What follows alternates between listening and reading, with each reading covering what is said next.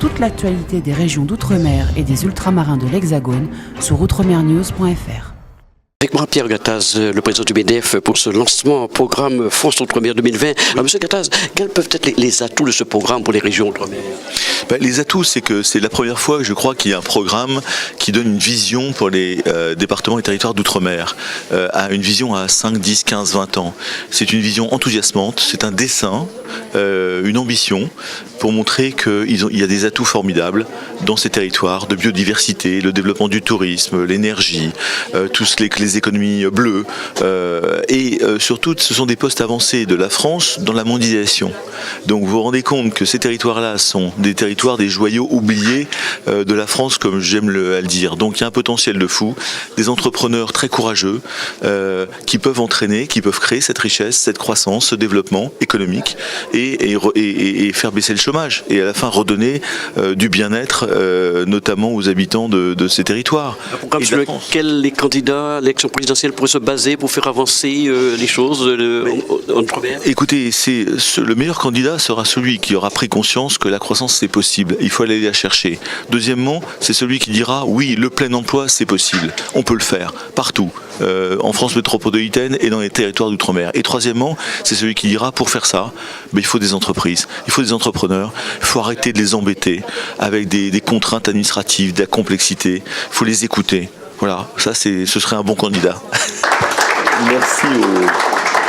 Merci aux réalisateurs de ce film qui permet de donner un aperçu.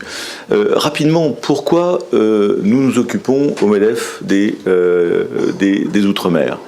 Tout simplement parce que depuis 3-4 ans, il faut faire la révolution culturelle, économique, durable de notre pays. C'est fondamental. Ça veut dire quoi? Ça veut dire que nous avons connu les 30 glorieuses, entre les années 50 et 80. Puis, nous sommes, j'espère, en train de finir les 30 piteuses. Et j'insiste.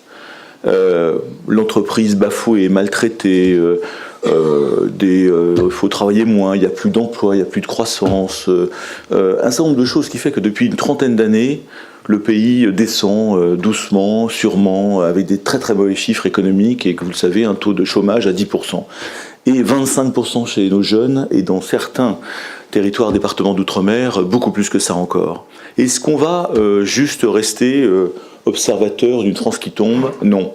Et on s'est dit, qu'est-ce qu'il faut faire? Eh bien, c'est un petit peu ce qu'on s'est dit, c'est il faut impérativement retrouver une vision conquérante, enthousiasmante de toute la France pour tous les Français. Ça veut dire quoi? Eh bien, ça veut dire recréer de l'emploi.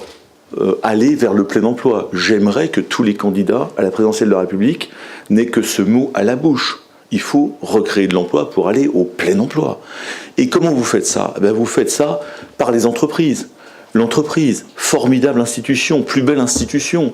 L'entreprise, c'est l'endroit où on crée le développement, la richesse, l'innovation, l'exportation, l'emploi des jeunes, la dignité humaine par le travail, l'épanouissement par le travail. Des choses, si vous voulez, qui, quand vous êtes à Singapour, à Hong Kong, à Séoul, à Palo Alto, à Montréal, dans le monde entier, seraient d'une banalité atroce. En France, il faut l'expliquer. C'est ça qui est formidable. Donc, nous avons un Premier ministre qui a dit « j'aime l'entreprise », ça a été déjà un bon premier geste il y a 2 ans.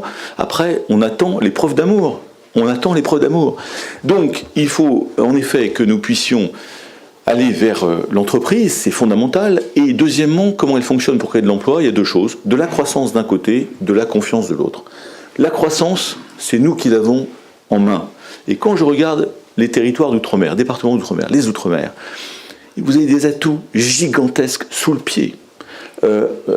La biodiversité terrestre, marine, toutes les économies bleues, tout ce qui est pêche bien sûr, tout ce qui est géothermie, tout ce qui est énergie, tout ce qui est numérique, puisque le numérique a une force considérable, c'est qu'il réduit l'espace et il réduit le temps. Tout ce qui est exportation, car comme je le dis souvent, les Outre-mer, ce sont les vaisseaux, les porte-avions avancés de la France dans la mondialisation. Or, la France a besoin de se mondialiser. Le monde est à équiper, le monde attend la France, comme je dis très souvent. Eh bien, ces territoires, ces départements sont aux avant-postes de la mondialisation de la France, avec en plus des tas de secteurs à développer. J'ai oublié la santé, la pharmacie, etc. Et j'en ai sans doute oublié encore plus. Donc vous voyez que sous le pied, dans ces outre-mer, il y a un développement un potentiel de développement inimaginable. Or, qui peuvent profiter et développer de ces secteurs? Les entreprises, les entrepreneurs. Et c'est tout. Voilà, point. Une fois que j'ai dit ça, eh bien, il faut qu'on nous mette en place l'environnement législatif, social, fiscal, de confiance, qui nous permet de créer des entreprises, de les développer sur place, de trouver les financements qui vont bien sur place, d'avoir une fiscalité incitative, motivante, compétitive, qu'on devrait avoir besoin d'ailleurs sur toute la France. Ce que je dis là, vous l'appliquez partout dans tous les territoires français. Une législation du travail qui ne nous fait pas peur, qui ne nous empêche pas d'embaucher, qui ne nous fait pas peur d'embaucher, et qui permet d'être adapté, plus simple, plus rapide, plus flexible. Et puis bien sûr, toute la problématique de nos jeunes dans ces territoires, puisqu'il y a beaucoup de chômage, de désespoir aussi. Et donc ce projet-là, ce projet que nous avons créé avec les entrepreneurs locaux, les entreprises, qui sont les héros de la France, je le redis. Sans eux, ce serait encore pire, bien évidemment. Certains voudraient qu'on disparaisse totalement. Eh ben non, c'est nous qui créons cette richesse, ce développement, cette croissance, cet emploi, sans aucune arrogance du tout. Eh bien, je pense que c'est ça ce projet. Ce projet, c'est de dire il y a une vision, il y a une ambition formidable à 5, 10, 15 ans.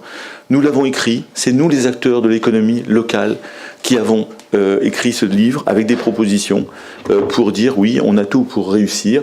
Et nous sommes à 5 mois d'une élection majeure pour la France, d'un moment historique pour la France. Je crois que c'est le moment, en effet, comme aujourd'hui, je vous remercie d'être aussi nombreux dans cette salle, d'expliquer, encore une fois, en toute humilité, sans aucune arrogance. On donne de leçons à personne, c'est juste le bon sens de l'économie de marché qui est ni à gauche ni à droite, de l'entreprise, de l'importance de l'entreprise, qui, je le rappelle, n'est ni à gauche ni à droite, et qui fait que si, juste en France, un jour, nos partis de gauche et de droite ont juste compris ces deux éléments-là, et que sous le pied, les Outre-mer est un joyau de la couronne oublié, eh bien, je pense qu'on aura vraiment gagné. Je suis ravi d'être ici pour cette journée qui va être prenante. Là, je vais m'arrêter pour passer la parole à Frédéric Motte, je crois, qui est vice-président chargé, chef d'entreprise, bien sûr, très dynamique et du Nord-Pas-de-Calais de la France, et qui, depuis 3 ans, m'accompagne dans le projet MEDEF, pour tout ce qui est territoire, développement des territoires. Il a visité quelques départements d'outre-mer. Et puis Thibault Langsat, qui prendra la parole juste après, qui est chargé des TPE, PME, de l'entrepreneuriat, et qui s'est aussi passionné pour les départements et les territoires d'outre-mer. Certains d'entre vous l'ont vu, d'ailleurs, on l'a vu en Martinique, en Polynésie et en Guyane et ailleurs. Et je crois qu'à nous trois, on a tenté de fédérer, de coordonner, d'être les porte-parole de vous tous dans cette salle qui avaient des soucis, qui avaient des problèmes, que vous nous avez remontés. Et l'idée, c'était pas qu'on reparte en avion pour revenir à Paris et puis on oublie. Non, on s'est dit, il faut surtout pas faire ça, parce que ça, tout le monde le fait, ça fait 30 ans qu'on le fait. Donc on va écrire un livre. Je pense beaucoup au cabis dématérialisé de notre ami de la Guyane, qui, quasiment en descendant de l'avion, tu vois, Pierre, l'administration et la complexité administrative, on ne nous comprend pas. C'est un signe d'agilité, de rapidité, de compétitivité, d'écoute des entrepreneurs. Eh ben, c'est toujours pas fait alors que tout le monde est d'accord. Donc, vous voyez, il y a des aberrations comme ça, des choses de l'administration qui bloquent, et derrière, c'est moins de croissance, c'est de la destruction de croissance, et c'est de la destruction d'emplois, inévitablement. Donc, vous voyez, c'est ça l'idée de ce bouquin, c'est d'être dans l'énergie, l'optimisme, l'enthousiasme, de développer un projet, encore une fois, pour le bien de tous. Et on ne parle pas des entrepreneurs que nous sommes, on parle de toutes les communautés qui existent françaises dans ces développements, dans ces territoires et départements.